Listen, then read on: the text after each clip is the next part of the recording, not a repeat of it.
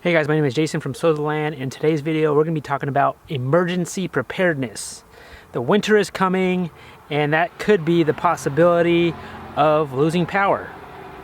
And we're going to talk about what we're doing to prepare ourselves to be ready for that. We are in the mountains, and this area has been known to lose power up to 2 weeks, from what I hear. We have not experienced that ourselves. We've been here over 4.5 years, and the most we've lost power was about like a full day. I would say a full day we've lost power before, but that's it. When we first moved here, we were not prepared for these things. We're not used to not having power. We're not used to storms. We're not used to a lot of rain. Being from California, we are used to earthquakes, but we also have not really experienced a big earthquake before. And this year we raised close to 1,000 pounds of meat here on our 1.5 acres.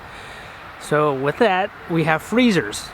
And I'm gonna talk to you guys about how we are keeping those alive if we do lose power. All right, first thing you wanna look at is the actual power. We're gonna lose lights. So what are we using? I got this floodlight. This is a DeWalt floodlight. Actually my go-to flashlight. It takes these, there you go. Takes these DeWalt batteries, which I have a bunch of in my shop. Everything we talk about here, guys, I'm gonna put a link down in the show notes of everything you see here. So there'll be links so you can buy for yourself or check out. Also, headlamps. I think headlamps are essential. We have one for the entire family. We each have one, and these are the best things, right? Also, this is a Lucy solar powered blow up light. I use this when I hiked up Mount Whitney, and I use it hiking.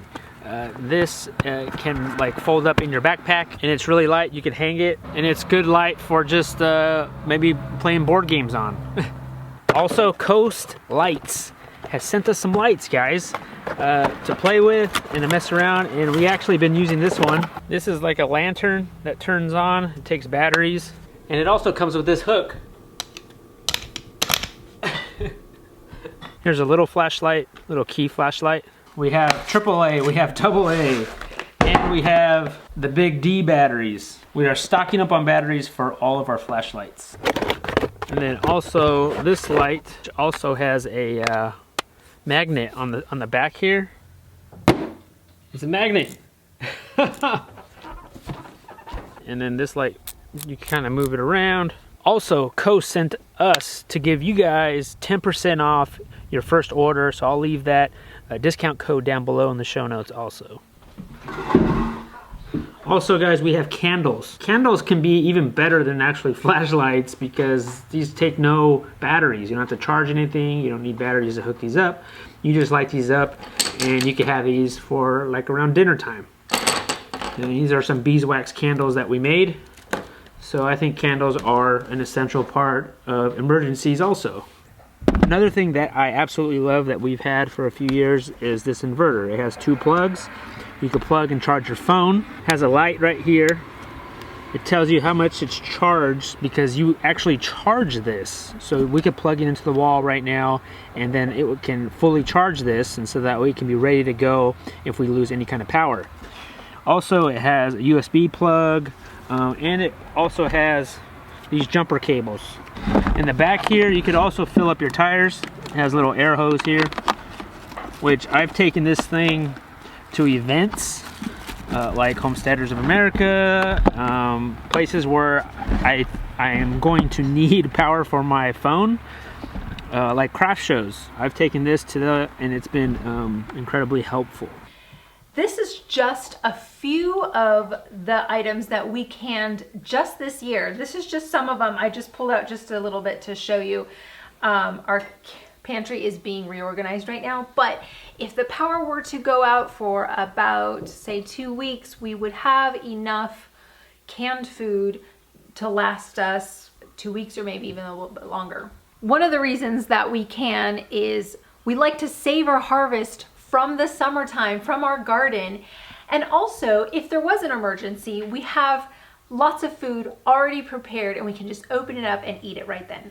One of the reasons why I installed this wood stove was also for emergencies. In case the power goes out, because we are on all electric here. And so if the power goes out, we would have no heat if this was in the winter, and that would not be good. So with the wood stove, it requires just wood to heat up the whole house. And so this is part of an essential part of emergencies. The one thing that, I mean, I guess it can do is heat up some water. You really can't cook on it because it is so small. Let me show you. We have this little teapot. It is pretty small. It's not really meant to cook food on top of, but it does heat up the house, and we've heated up our whole house last year, the entire winter. We kind of like just going through stuff prior to the winter, just kind of give us like an update of what we need. Like I'll usually turn on the generator and see, you know, just everything's working properly. All right, this is our Honda generator. And this is what we use to power up the freezers and our fridge. It's pretty quiet. Typically you don't want to put this in front of a window or a door. You want to keep this away from the house. You guys, we raised a lot of meat this year, so we got 3 freezers. This is kind of miscellaneous. We got a duck in here, we got a turkey in here, and just kind of frozen vegetables. Here we have meat, chicken, livers. Here we have more chicken, and we have bacon, and all of our So.the.land pork. I just want to plug it into this freezer here. Alright, so that indicator light is on. We're plugged in here. So that means that generator is powering up this one freezer. And so we can't do multiple freezers at once. If the power went out, we would have to turn this on, and kind of like switch off on them. You know, that's if we were weeks without power. We also have dry food in 5-gallon buckets underneath our bed, which we have basically rice and beans. And so we have just a full bucket, one of these buckets full of rice and beans. Another thing that we can do for cooking, like coffee, to heat up water fast, we have this jet boil, which has this little propane thing.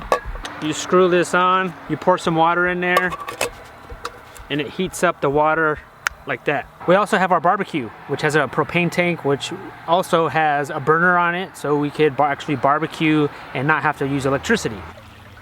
One thing I actually love about our place is that we have this water source right here. This is a stream that's constantly flowing.